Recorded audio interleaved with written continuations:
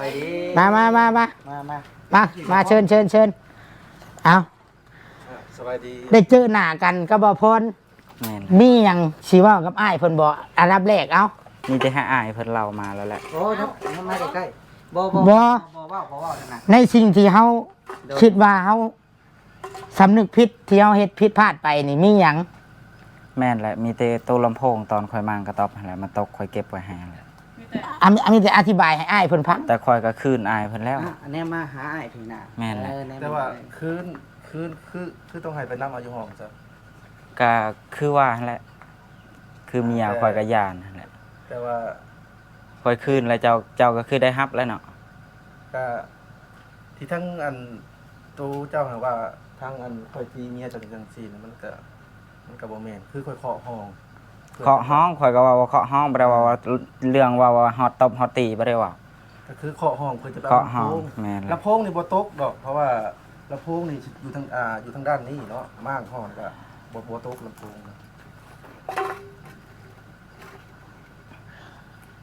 มีแต่ว่าคือแบบนี้ก็คือมามอบไปสิเนาะก็จะให้ไปมอบให้การจะตั้งเพิ่นพอเพิ่นรออยู่นะ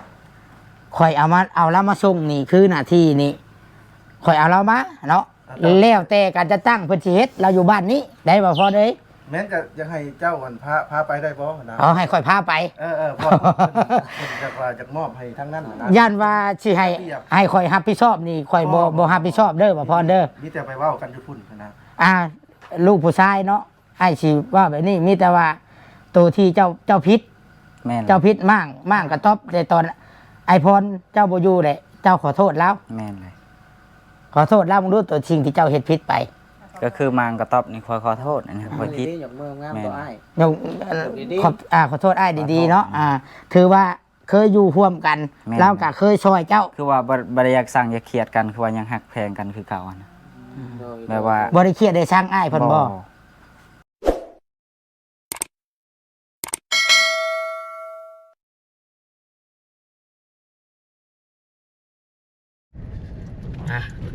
คนไหนเนาะทักทายสบายดีเด้อสบายดีทั้งหลังคนนี้ทักทายสบายดีนักตักกันเนาะรถกะแคบแน่พี่น้องไงเนาะเป็นรถกระบะเด้ทักทายสบายดีเด้อพ่อแม่ป้าลุงเลยปู่ย่าทุกคนเนี่ยเพราะว่าอยู่ใกล้อยู่ไกลอยู่ไทยอยู่ลาวแล้วก็อยู่ผู้ทางต่างประเทศโดยเฉพาะอยู่อเมริกานะเพิ่นติดตามบ่รับบ่นอนเลยแหละบางแม่บางพ่อมันชงมาเรื่องความเป็นห่วงเด้อลูกเอ้ยว่ะลูกคิดเอ้ยเป็นห่วงเด้อเดินทางปลอดภัยคือตัวชิดขอบใจเนาะขอบใจบุญคุณผู้ใหญ่ทุกท่านจากหัวใจเลยเนาะและตัวชิดขอย้ำว่าตัวชิดนะมาในครั้งนี้นะมาน่ะคือจุดประสงค์แค่ว่ามาส่งเบยน้องพี่น้องเนาะแล้วก็มานี่บ่ได้อยากสู้หรือว่าอยากแข่งน้ำกับไผ่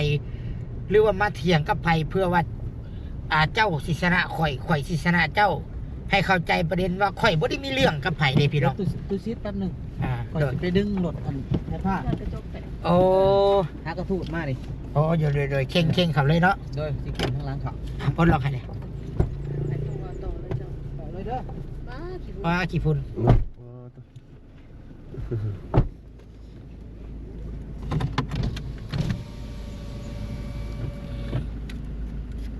ปิดก่อนก็ได้ตัวเด็ดกี่พุ่น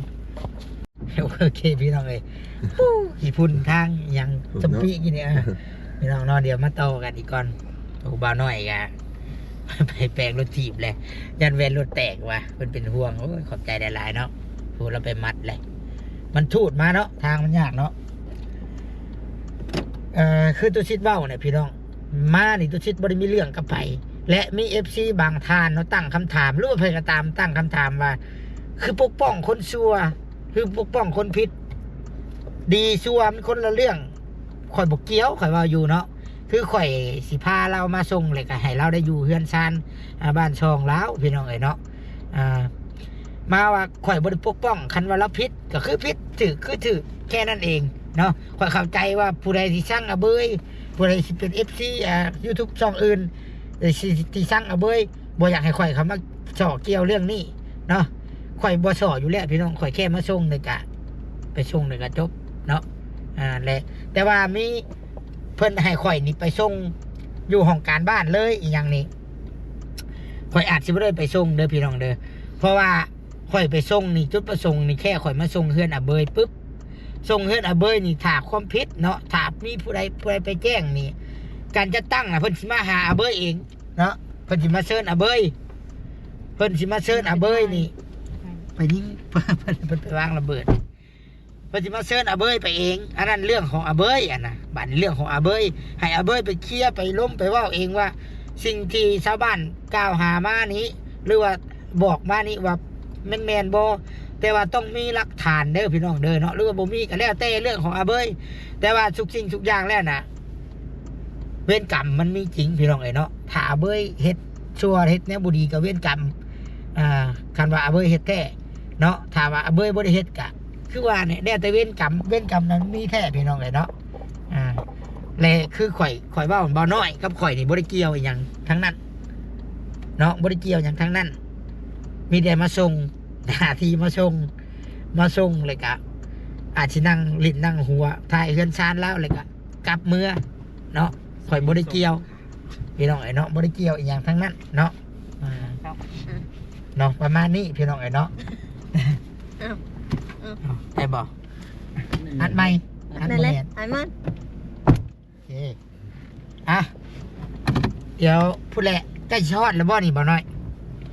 ยังอีกประมาณ7 ลักนี่แหละประมาณ อ๋อ 7 ลักประมาณ เพิ่นให้ไปส่งมีคนส่งมาเพิ่นให้ไปส่งอยู่ห้องการบ้านใช่บ่ โดยไปส่งบ่ต้องเข้ามาเฮือน อ้าว ให้เขาของการบ้านเลย ให้เข้าของการบ้านเลยเพิ่นว่าจังซั่นน่ะนะ เอาห่วยก็มีแต่ให้เพิ่นมาเชิญอาเบยอันนั้นไปเนาะคอมพิวเตอร์ไรเพิ่นหักสิบอกดอกแต่เดียวก็บ้านเฮานะตัวเด่น โดยแม่น อันอยู่สำนักบ้านเพิ่นสิ ปิดถือคนมาหาเองเขาเทื่อ เพิ่นสิไปเฮือนเนี่ยเพิ่นก็สิเชิญไปศึกษาอบรมเนาะเชิญไปศึกษาอบรม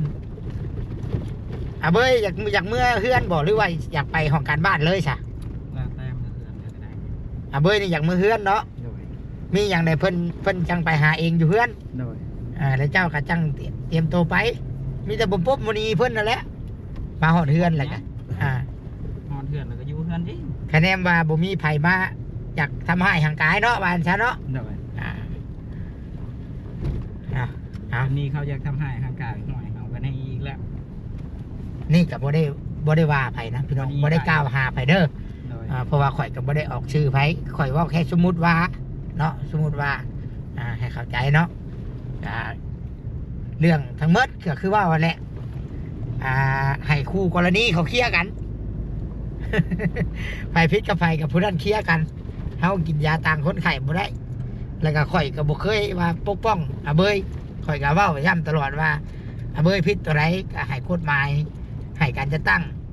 ศึกษาอบรมและจัดการ แต่มันก็ต้องมีหลักฐานแล้วก็ผู้เกี่ยวผู้กระทำความผิดนี้ยอมรับบ่เนาะสมมุติว่าคือว่าง่ายถ้าข่อยนอกไปแจ้ง ไปแจ้งชาวว่าตู้เด่นลักรถข่อยนี่รถข่อยเสีย โดย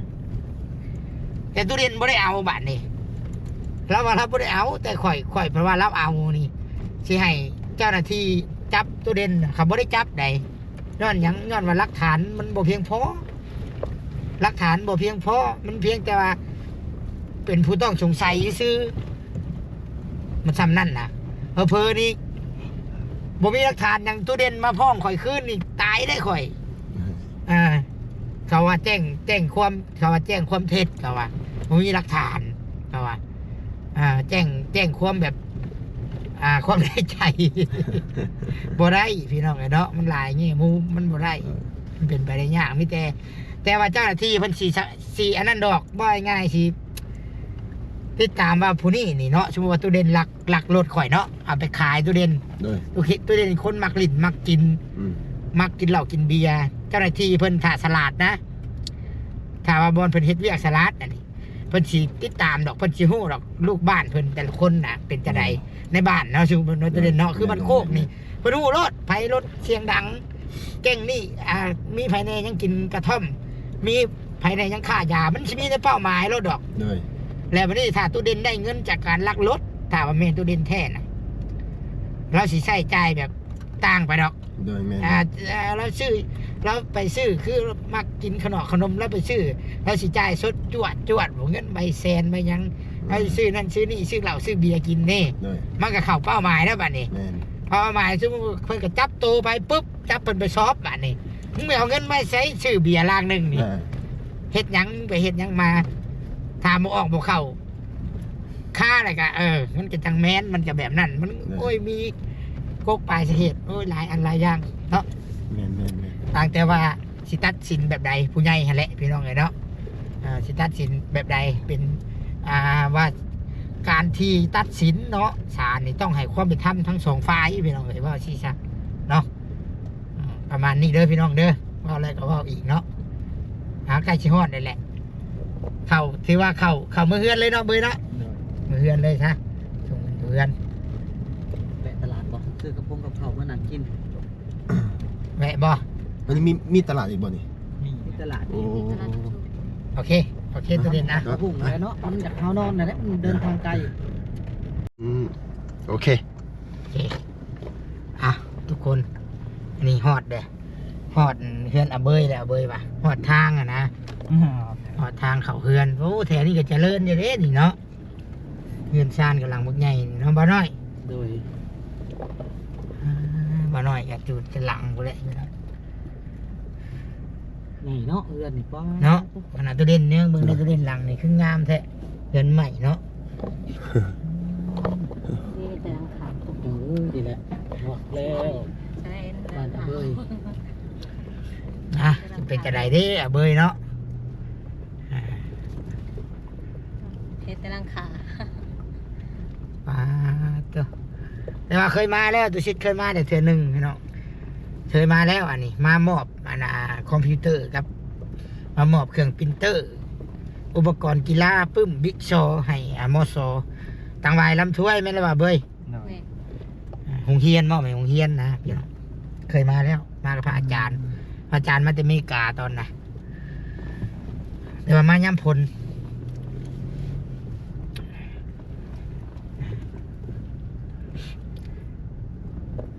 อันนี้บอกเอินเบยอันนี้ไม่เห็นนี่บอก แม่เลย โอ้เสาไฟบ่นี่ แม่ แม่งคือไฟกินบ่เลยเสาไฟกันเลย ไฟ คือคือเป็นการจูดไฟอ่ะนะเสาเพิ่นก็ได้ เสาห้าง โอ้เสาอันนี้บ่เสาอันชื่อเบิดเพิ่นได้ล้านน่ะคือเสาน้อยแท้อันนี้ อันนี้เด้นี่เนาะอันนี้แหละนี่บ่อนชาวบ้านอยู่ในท่อเนาะ ท่ออันนี้บ่สบายอยู่นะตัวห่อนมาหาห่อน เนาะ โอ้ยใหญ่ลีเนาะ เฮ้ยเฮือนอาเบยดีบ่ มีกล้องตารางกับทั้งลุม จอดอยู่ใช้รถเฮาบัด นี่ในห้องกระพง เนี่ยมันหลังคามันได้เบยเอ้ย โอ้นี่เต้าเอาเบยได้นี่เนาะ เฮือนเรานี่เยอะมึงเฮือนเราคือตัวเด่น โดยเห็นแล้ว ตัวเด่นกับเพิ่นมาแต่เบิ่งรถบ่ได้ถ่ายฮอดเฮือน โดย นี่ นี่นะเบย ตัว เด้อไปมึงเด้อ เนาะ เด้อไปมึงเด้อ เห็นเอาเว้ยให้ดู ใจ เอา ลงนี่บ่ ลงเลยลงเลยตัวเด่นจะสิเอาบ่อนจับอย่าว่าจะอยากได้บ่ใส่ไม้ก็ได้ เลย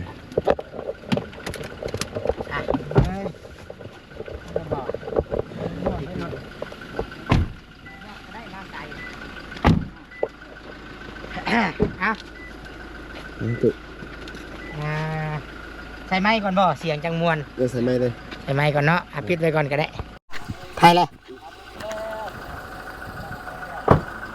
ไม่ต้องไอ้เนาะทักทายสบายดีเด้อบรรจุคนสุคนตอนนี้กับพาเพิ่นมาฮอดเฮือนเนี่ยกับเมียเพิ่นนี่สิไปใช้บัดนี้ เขาเพื่อน เอาเครื่องลงก่อนเลยเครื่องอยู่รถนี่เอ้ยเบิ่งสิได้ไม้ให้นี่ดีใจอยู่บ่ถามก่อนดีใจอยู่บ่ได้มาเฮือนปฏิบัติตัวให้ดีเด้อบัดนี้เด้อไม่ยังสิเกิดขึ้นก็อย่าเป็นคือหลายคนเว้าเฮาต้องบ่ให้บ่เครียดเอาคำเว้าที่เอาคำเว้าสิ่งที่ว่า ถ้าว่ามีหลายคนว่าเจ้าบุรีเจ้าต้องเอาคำเว่าอันนั้นนะมาเป็นแห้งบันดาลใจ โดย ให้ว่ามีมือหนึ่งเฮาคนอื่นต้องเห็นคำว่าง่ายๆว่าบ่น้อยเพชรหรือว่าทองเพชรนี่มันอยู่ในขี้ตุ่มเนี่ยแหละมันกะ โดย เป็นเพชรคือเก่าทองก็คือกัน ถึงไฟลวกไฟล้นสำใดเจ็บเสมือนคำบอกคำว่าคนเนี่ยแต่เจ้าจะเป็นคือว่าวไหน โดย ก็เป็นคือว่าวกะก็ตามนั่นแหละ ก็ตามนั้น ก็คือว่าวเนาะสู้ๆไป ได้ เอาเครื่องลงบัดนี่อืมอันนี้บ่าวน้อยเป็นคนผูกได้นี่ เป็นคนผูก บ่าวน้อยต้องเป็นคนแกะ ค่อยแก่ก็ได้ แกะได้บ่ ได้อยู่ เอาแกะเอาเสื้อแขนยาวผัวเจ้าบ่เอากระเป๋าพร้อมเอา เอาเมื่อก่อนให้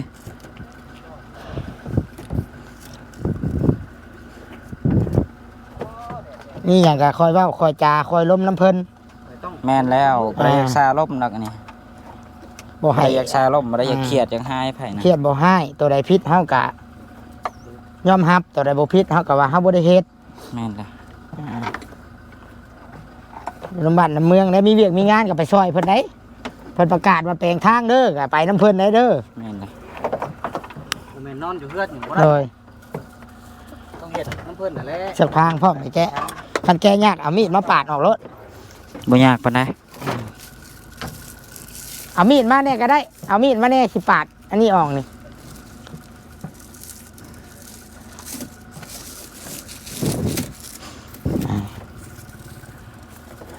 แดดเนาะ แดดขนาดเลย ฮะ เยบาดว่า อ่า เครื่องว่า ตนแย่บ้านได้ใส่เงินบ่นะ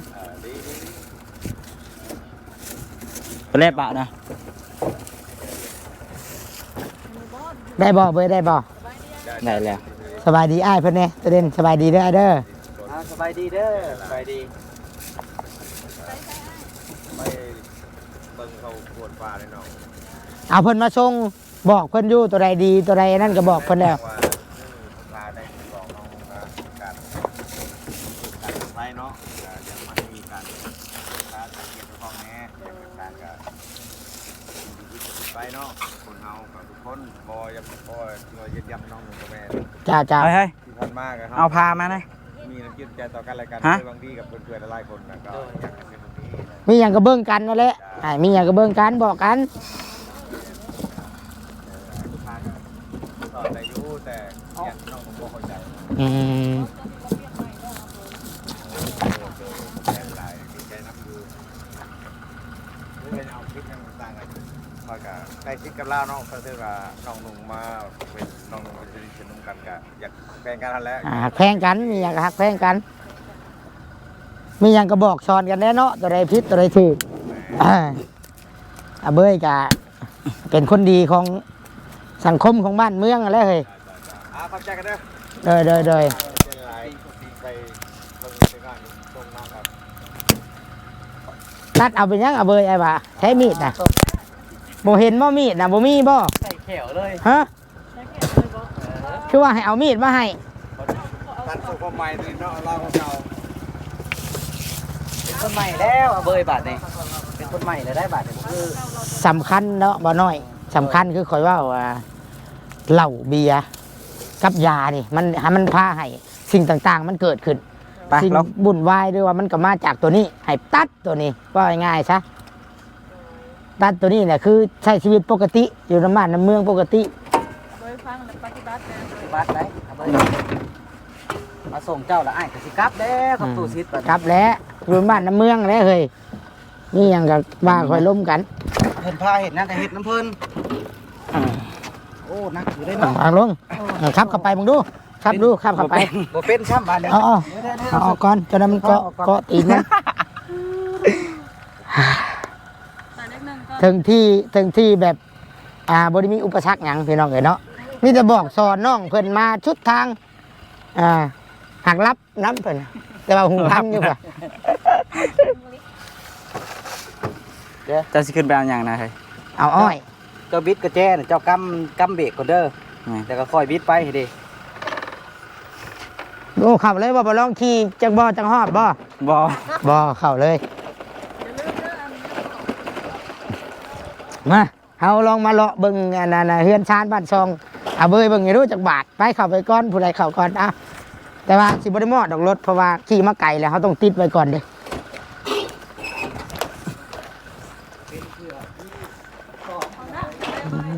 ฮะ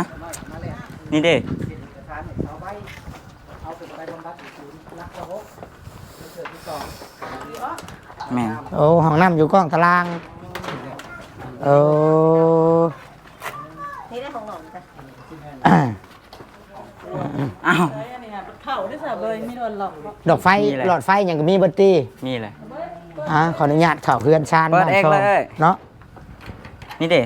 ไผ่ผู้ อันนี้แหละคือสิกระต๊อบตัวนี้แหละที่ว่ากระต๊อบมีปัญหานะ ห้องน้ำ เบ้ยอันกระต๊อบตัวนี้บ่ที่ว่ามีปัญหานะ แม่นเลย เอ้ามีแต่เฮาบ่ว่ามาเด้อพี่น้องเรื่องอันนั้นคือบ่เกี่ยวกับเฮามาส่งเอาเบยแล้วเนาะให้เพิ่นเคลียร์กันเอง โดย เนาะ เคลียร์กันเองเราบ่ยานเนาะ อ่า ยกนาทีแล้วบัดเนี่ย นอนอยู่นี่บ่เจ้าน่ะ โดย เออ แซดวันนี้ก็ตอบคอยไปอีกครั้งหนึง ฮะ พาเหือนคอยไปครึ่งหนึง ยาบ่เป็นหยังเนาะได้ก็ช่วยคอยซื้อใส่ แม่นเลย ตัวเด่นเนาะพี่ตัวเด่นนี่บ่อนเต่าพื้นเต่าไผ่เนาะ แม่นเลย เด้มันก็อุดมสมบูรณ์อยู่ไปแน่น้ำบ้าน ห้า น้ำเมือ พื้ ง นห้าไผ่เป็นนั่นนี่แหละแต่ละวัน เนาะแม่ ผู้เบิ่งกระเตาะสบู่มาเก็บในอยเฮ้ย เหล่ายาปลาปิ้งก็มีแต่ห่างเด้อ โดย ไอ้ตุ้ยเอ้คือว่าตุ้ยสมบูรณ์ตุ้ยพี่ดีงามอยู่เด้บ่น้อย โดย ก็บ่ได้คือว่าคนฉุบยามาปานใด บ่มีเราอย่ามาบ่ได้ไกลโตแล้ว เด้อบัดนี้เด้อ โดย อ่า เบิ่ง10ส่งจนขาด ได้ยินข่าวให้ได้ยินข่าวดีซะบัดนี้ โดย แปลว่าโอ้อาเบยได้ลูกแล้วถือผ้าแล้วสิ ป้าเท่า อ่า คือสิเจิดแล้วนะ เอามีอย่างสิเว้านะกับพวกอ้ายอยู่บ่พวกอ้ายสิเมื่อเด้อ บ่ ได้ หยังสิเว้าดอกคันเขาว่าพวกอ้ายสิเมื่อก็ขอให้เดินทางปลอดภัยเด้อ โดย คือสิกุ้มใจอยู่ บางหายใจแห้งเติมทีนี้แต่ว่าคันว่าเพิ่นมาหาก็คืออ้ายเว้าอ้ายบอกหั่นแหละ แม่นทำเพิ่นมาเชิญให้ขึ้นห้องการก็ ให้เว้าความจริง เว้าความจริง ให้ยืนยันความจริงอ่าถ้าว่าตัวใดผิดคืออ้ายเว้าตัวใดที่ว่าเฮารู้สึกผิด โดย ที่ว่าเฮาได้ผิดพลาดไปเฮาเฮ็ดลงไปแหละคือเรื่องตูบเรื่องหยังมั่งตอนที่ว่าไอพรบ่อยู่น้องก็ขอโทษว่านะ โดย ก็ตัวที่เฮาผิดแล้วเฮายอมรับ และเปลี่ยนแปลงปรับปรุง ตัวที่ว่าเฮาบ่ผิดก็เฮาสิห้ามให้คนเว้านี่ห้ามบ่ได้ แล้วแต่ภาษีเว้าก็เว้าไป นอกจากว่าแต่ว่าคันว่าเว้าดูหลายก็บ่ดีเด้พี่น้องเอ้ยเนาะ โดย ต้องมีขอบเขตในการเว้าให้กันก็ได้เนาะมีแต่ประมาณนั้นแหละอ้ายผากว่าไว้สำนี้ โดย เอาบ่น้อยได้มีอย่างอยากเพิ่มอีกบ่บ่น้อยผากกับน้องได้เว่าได้เว่าได้ มีแต่สู้ๆเด้อเบยเด้อ ซอยกันเว่า ขอบใจเด้อ เลิกให้ได้สิ่งที่ผ่านมาก็ได้บ่เฮ็ดคือเก่าได้บัดนี้เด้อ โดย เริ่มใหม่ เอาไปนั่งกับน้องบอกที่เมื่อแหละผากบอกกับน้องรถ มีแต่ เดี๋ยวถือกล้องให้ บอกเด้อ โดย มีแต่เริ่มให้เจ้านี่เริ่มต้นใหม่เด้อ โดย นับหนึ่งใหม่แต่มื้อนี้เป็นต้นไปได้ โดย สิ่งที่ผ่านมาเฮาบ่เว้าถึงเจ้าเฮ็ดอีหยังมาตัวนั้นบ่เว้าถึงเจ้าเป็นคนใหม่แล้วหลบคำดูถูกของเขาเด้อ โดย สิ่งที่เบิ่งอ้ายเป็นตัวอย่างเด้อ โดย มีปัญหาหยังก็โทรปรึกษาอ้าย โดย อ้ายก็สิอยู่เคียงข้างเจ้า อืม คอยบอกคอยสอนเจ้า โดย อ้ายบ่ได้มาได้ถ่ายคลิปบัดนี้ โดย เพราะว่าเวียกชุมอ้ายอัน จบแล้วได้เวียกอ้ายนี่ เวียกชุมอ้ายนั่นบ่ได้แบบว่าเอาอันนี้เป็นหลัก เนาะ โดย จากมือจากเฮือนไป โอ้ยอาทิตย์หนึ่งเลย เกือบ2 อาทิตย์แล้วเนาะ แม่นบ่ แม่น อ้ายอันเจ้าโทรอันไปหาอ้ายมื้อหน้ามื้อวันหยังวะลืมแล้ววันผิดบ่หรือวันเสาร์ จังหวะนี่แหละวัดจันทร์บ่ แม่นบ่ โดย เป็นผิดเลยนี่แรงเงินซ่านเหมือนกันน้องเอ้ยดิตอนเขา นี่เนาะ พื้นหาเห็ดอยู่เห็ดกิน ผู้ใหญ่ ได้ ผู้ใหญ่เฮ็ดเนาะเพิ่นเฮ็ดเพิ่นทานให้บ่งามๆหนึงหักษาเอา โดย สมัยเพิ่นมีลูกมีเต้านํกันนี่ ยากแล้ว แต่ว่ากล้องอยากมืดเนาะมันย้อนแสงตัวนี้เนาะ สิตันเสร็จ เดี๋ยวเฮาก็ปินเนาะพี่อ่ะ โดย มา เดี๋ยวขอดีอยู่เพิ่งพูด ฟังพี่จะได้เอามาล้มกันจนชุดโซช่วงท้ายแล้วบัดนี่เนาะกระเบาน้อยเนาะ โดย อ่า คักเลยบาด คักเลย ยืนใกล้อ้าย เออโอ้คักอันนี้บัดนี้อ่ะกอดให้กำลังใจคนเฮาสิดีสิชั่วสิผิดพลาดจะใดกะ ให้โอกาสกันเนาะ โดย มีแต่เริ่มต้นใหม่เด้อทางนั้นก็ลากันเด้เนาะ โดย เริ่มต้น อย่าเฮ็ดคือคนอื่นเว้า โดย ถ้าอยากเป็นคนดีอยู่ในสังคม และให้ปฏิบัติ เวลามันสิพิสูจน์การเวลามันสิพิสูจน์คนดอก โดย เนาะให้เวลามันพิสูจน์ว่าไผเป็นจังใดเด้อถ้าสิเป็นจังใดก็ตาม อย่าปะเฮือน อย่าหนีแต่เฮือน โดย คันว่าหมู่สิขาสิตีก็จำเป็นแหละคันว่าอยู่เฮือนคันว่าพิษจากบ่มีไผดอกไผก็สิให้โอกาสกันอยู่ดอก โดย ขอโทษเพิ่นเฮาผิดกับไผเฮาตัวใดเฮาผิดเรื่องนี้เรื่องชินก็ยอมรับคืออ้ายเว้ารับใช้รับจ่ายบ่เว้าได้บ่จ่ายแต่เฮายังบ่มีแต่ก็นัดกันเดือนหนึงเฮาสิให้เจ้าเท่านี้ โดย เด้อ โดย แล้วนั่นแน่เนาะบ่น้อยเนาะ โดยแบบนั้นแหละ เฮาก็ไปได้ไปกินเพิ่นอีหลีเด้ โดย ถ้าเกิดว่าเจ้ากินบ่ฮอดสิล้านเจ้าก็เว้าให้กินบ่ฮอดนั่นฮอดนี่แบบนี้นะเนาะ แต่ว่าความจริง รุดให้เฮาได้อยู่บ่ เพราะว่าถ้าบ่กินฮอดนั่นเจ้าก็เว้าไป เนาะ แต่ต้องใส่หนี้เพิ่นนั่นแหละเอาเฮ็ดผิดก็ต้องยอมรับตัวนี้เด้อ โดย สู้ๆได้บัดนี้ โดย กระเป๋า พี่น้องเนาะเฮาก็สิได้เมื่อเพราะว่าผัวน้องมะนาวก็ถ่าขอยอยู่ห้านผู้เดียวนี่นะมาแต่ไทยนะถ่าเอาเมื่อส่งกันนั่นก็ได้ อ๋อ แต่เช้าผู้ใดตั้งแต่เฮาออกมา โด ผู้ ยโดย ถ่าอยู่พุ่นก็ได้กระเป๋าซี่กระเป๋าว่าซั่นเนาะบ่แม่นมีคนมาหาเพิ่นดอก แม่นเลย อันนี้เพิ่นมาอะไรกะ อันนี้เงินผู้ใหญ่ใจดีเอาให้แหละแต่ว่าแหละแบบทะละเอาให้น้องเพิ่นต้องสิตั้งต้นตั้งโตเด้อ โดย แล้วแต่สิใช้จ่ายเนาะ เดี๋ยวแต่ใจถ่ายเด้อเด้อมอบให้เจ้าเด้อ อันนี้ก็เรือจากใส่น้ำมันเด้พี่น้อง สู้กัน เรือได้นี่จักจิเมนเท่าไรแถมให้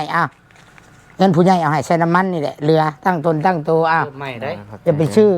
ยาเสพเด้อ โดย บ่พรสบายดีมะ สบายดี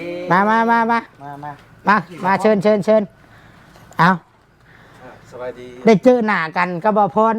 แม่น มีหยังสิเว่ากับอ้ายเพิ่นบ่อันดับแรกเอา นี่จะให้อายเพิ่นเล่ามาแล้วแหละ โอ้ยมาใกล้ๆบ่ บ่ ว่านะ ในสิ่งที่เฮาคิดว่าเฮาสำนึกผิดที่เฮาเฮ็ดผิดพลาดไปนี่มีหยัง แม่นแหละมีแต่ตัวลำโพงตอนข่อยมางกระต๊อบนั่นแหละมันตกข่อยเก็บไว้ให้แหละ มีแต่ อันนี้จะอธิบายให้อ้ายเพิ่นฟัง แต่ข่อยก็คืนอายเพิ่นแล้ว อันนี้มาหาอ้ายถึงหน้า แม่นแหละ แต่ว่าคือต้องให้ไปนำเอาอยู่ห้องจ้ะ ก็คือว่าหั่นแหละคือเมียข่อยก็ย่านนั่นแหละ แต่ว่า ข่อยคืนแล้วเจ้าก็คือได้รับแล้วเนาะ ก็ที่ทั้งอันตูเจ้าหาว่าทั้งอันคอยตีเมียจังซี่มันก็บ่แม่นคือคอยเคาะห้อง เคาะห้องข่อยก็ว่าเคาะห้องบ่ได้ว่าเรื่องว่าฮอตตบฮอตตีบ่ได้ว่า ก็คือเคาะห้องเพื่อจะไป เคาะห้ ลำ อง โพง แม่นแหละ ลำโพงนี่บ่ตกดอก เพราะว่าลำโพงนี่อยู่ทางอยู่ทางด้านนี้เนาะม่างห้องก็บ่ตกลำโพงนะ มีแต่ว่า คือแบบนี้ก็คือมามอบไปสิเนาะก็จะให้ไปมอบให้การจะตั้งเพิ่นพอเพิ่นรออยู่นะ ข่อยเอาแล้วมาส่งนี่คือหน้าที่นี่ข่อยเอาแล้วมาเนาะแล้วแต่การจะตั้งเพิ่นสิเฮ็ดเราอยู่บ้านนี้ได้บ่พอเด้ย แม้นก็จะให้เจ้าวันพาไปได้บ่นะ เอาให้ข่อยพาไป พ่อเพิ่นจะว่าจะมอบให้ทั้งนั้นนะ ย่านว่าสิให้ข่อยรับผิดชอบนี่ข่อยบ่รับผิดชอบเด้อบ่พอเด้อ มีแต่ไปเว้ากันอยู่พุ่นนะ ลูกผู้ชายเนาะไอ้สิว่าแบบนี้มีแต่ว่าตัวที่เจ้าพิษ แม่น เจ้าพิษมั่งกระต๊อบในตอนไอพรเจ้าบ่อยู่เลยเจ้าขอโทษแล้ว แม่นเลย ขอโทษแล้วมึงรู้ตัวสิ่งที่เจ้าเฮ็ดผิดไป ก็คือมางกระต๊อบนี่ข่อยขอโทษอันนี้ข่อยผิด ยกมืองามตัวอ้าย ยกขอโทษไอ้ายดีๆเนาะถือว่าเคยอยู่ร่วมกัน แล้วก็เคยช่วยเจ้า คือว่าบ่ได้อยากสั่งอยากเครียดกันคือว่ายังหักแพงกันคือเก่าอะนะแบบว่า บริเครียดได้สร้างอ้ายเพิ่นบ่ คือข่อยก็บอกไปแล้วก่อนหน้าข่อยสิมางข่อยก็เว้าว่าอ้ายเอ้ยหันเจ้าอยากอยู่เจ้าขึ้นไปอยู่ห้องเทิงข่อยบอก จิตใจตอนนั้นมันเป็นอะไรตอนมั่งตอนสิมั่งมันเป็นอะไรตอนนั้น จักคิดบ่ทัน เอาตัวเองบ่อยู่ เอาตัวเองบ่อยู่แบบว่าจำเป็นต้องมางหั่นนะแบบว่าจำเป็นอะลี บ่ที่ทางโตอันทางโตเพิ่นนี่ก็ว่ามั่งก็คือเพิ่นบอกลงหน้า บอกแล้วได้คือเมียก็ได้ยินว่า อย่างเช่นกระท่อมโตที่1ก็มั่งเนี่ยพอเขาไปถามไปถึงว่ามั่งกระทมดินเป็นกันมาคำว่าแจ้งแบบจ๊ะๆแบบว่ามั่งคอยสิข้อมั่งเลยได้จังซี่ไปจังเพราะว่าในที่นี้เก็บขึ้นเก็บคองออกนะอันนี้แบบคือมั่งตอนเวลาบ่อยู่นะโตมัน เป็นงานคือมากเวลาบ่อยู่ เวลาบ่อยู่ ยามอ้ายบ่อยู่ ตอนอ้ายอยู่แล้วบ่กล้ามั่งเว้าก็บอกแล้ว ย่าเอาพิษตัวนี้เจ้าพิษอันนี้อ้ายก็บ่ได้พร้อมข่อยก็บ่ได้พร้อม แม่น ตัวนี้น่ะข่อยบ่พร้อมข่อยก็ข่อยมานี่แหละจังว่าอยากแก้ไขเฮ็ดอะไรก็อยากให้ล้มตัวใดพิษและยอมรับพิษ แม่น แต่ขอโทษอ้ายเพิ่นแล้วก็เจ้าไปเฮ็ดพิษตัวใดคือข่อยเว้าแหละแต่เรื่องนี้เรื่องชินเนี่ย ก็มีแต่ว่ามั่งกระต๊อบนั่นแหละข่อยผิดเต็ม พิษที่เฮ็ดต่ออ้ายเรื่องนั้น ๆแม่นแหละ คือว่าคือก็เป็นคือว่าสิไลเขาไอพรนี่นะแต่ก็ที่จริงก็คือ อยากให้ ว่ อ้ายขึ้นไปอยู่เทิง อ บ่ ยากให้อ้ายขึ้นไปอยู่เทิงแบบว่าบ่ให้แยกอยู่นั่นอยู่นี่นะอีกอย่างพื้นที่มันก็แคบ แล้วก็ส่วนสังกะสีที่เหลือก็สิไปเอาแอมส่วนพักส่วนหยังนะเป็น อืม บ่แม่นว่าตั้งใจว่าสิไล่ให้อ้ายเพิ่นออกจากเฮือนก็บ่แม่น บ่อันนี้นะคือโตนะห่วงเมียเนาะแรกๆนะฮะว่าทั้ง แม่นแหละ ซุมอ้าย ห่วงว่า แบบ ห่วงหั่นแหละเพราะว่าเมียเฮาเพราะว่าเมียเฮาสิบ่ห่วงมันก็เป็นไปบ่ได้ ห่วงเมียห่วงเมีย แล้ว ห่วงไอพรยันไอพรมักเมียบ่ บ่เกี่ยวนะฮะข้อยบ่เคยเอ่ยชื่อว่า เรื่ อ อง ยากให้พรเฮ็ดมีให้เมียข้อยจังซั่นจังซี่ แต่ว่าห่วง แต่ว่าห่วงเรื่องเมียนี่ห่วงข้อยยอมรับว่าข้อยห่วง ห่วงเมียแน่ แม่นแล้ว ยอมรับแล้วบัดนี้ เวลาไปนั่นไปนี่ก็เฝ้าไปเฝ้ามาเพราะว่า เขา ห่วง ก็มีแต่ว่ามาส่งแล้วก็อยากให้ทั้งซุมเจ้าก็ไปมอบให้การจัดตั้งในสถานที่แห่งนี้ใหม่ วางเป็นระ มันเป็นระเบียบบ้านของเพิ่นนะมีแต่มีหยังก็ไปคุยกันอยู่พุ่นว่าเพิ่นสิให้ความคิดเห็นจังใดนะเพราะว่าชาวบ้านที่นี่เพิ่นก็อยากแสดงความคิดเห็นนำนะ คือข่อยต้องอยู่บ่ ก็ ข่อยสิไปส่งแล้วข่อยสิเมื่อได้คนเขากระถาข่อยเดี๋ยวนี้เวียกข่อย ไปส่งแล้วเพิ่นก็สิอธิบายให้เจ้าฟังว่าประวัติเป็นจังใดนะแค่นั้นเองก็บ่ได้มีหยังดอก ข่อยพังจากเจ้าอธิบายนี่ข่อยเชื่อเบิดแล้วข่อยเชื่อแหละตัวใดแม่นตัวใดบ่แม่นน่ะข่อยฮู้แล้ว เพียงแต่ว่าเรื่องชวนแล้วชั่วนะเนาะเรื่องชวนที่เราชั่วนะข่อยหู้แต่เขาข่อยกับบ่ซอยอย่างเราบ่ได้แต่ก็สิไปอุ้มไปสู้อย่างเราบ่ได้นอกจากตัวเราเองสิเปลี่ยนแปลง และข่อยมาส่งนี่ก็แค่ว่าเรียกแต่ทั้งบ้านเพิ่นสิปฏิบัติกับเราแนวใด ก็อยากให้นำตัวเพิ่นเอาไปส่ง เอาไปส่งได้ไปส่งแล้วอ้ายสิออกเมื่อใด ไป เด้อ คุยกันยู่ อันนั้นไหนบ่พอใด คือขอเว้าตรงๆก่อนเด้อพี่น้องทั้ง FC บ่พร FC ดูชิดนี่ข่อยมาน่ะคือบ่ได้แม่นว่ามานี่อยากพิษกับบ้านนี้ แม่นเจ้า แล้วก็ ไปว่า แล้วก็บ่ได้อยากมาพิษกับบ่พรก็คือข่อยอธิบายนี่มันคือหลักการที่ถูกต้องในประเทศเฮาใดในการที่ว่ามันเป็นแบบใดคือเราพิษชวนเราพิษนี่จับเราไปคันเราไปลักของไผนี่ข่อยเว้านะคันเราสูบยามาคือว่าอันเงินบ่พรเฮียนี่ให้บ้านไปสืบสวนสอบสวน แม่น โมงทีแล้วงัดโมงจำเวลานั้นมันเป็นอะไรเราอยู่ไสเราให้ทั้งบ้านจัดการ แม่น ส่วนที่กับเรื่องงัดกระต๊อบแน่ก็ให้ทั้งบ้านจัดการ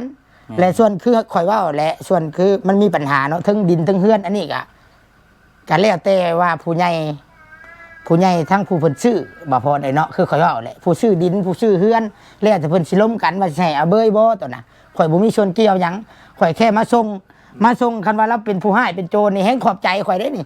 ข่อยมาส่งโจรให้ได้นี่ส่งตัวผู้ให้ทางบ้านนี่ได้ ให้คารามันพวก เอาเพราะว่าทางบ้านนี่บ่มีความสามารถไปจับเราได้นี่ แม่นแหละ เราปุ๊บไปเรานอนป่านี่นั่นได้ เด้อ โอเคเนาะก็ ประมาณนั้นปะ นี่จะว่าไปคุยกันที่คุณ ไป เนาะ ขึ้น อ้าวสิไปชง เอาเนาะปะเฮากับเมื่อได้อ่า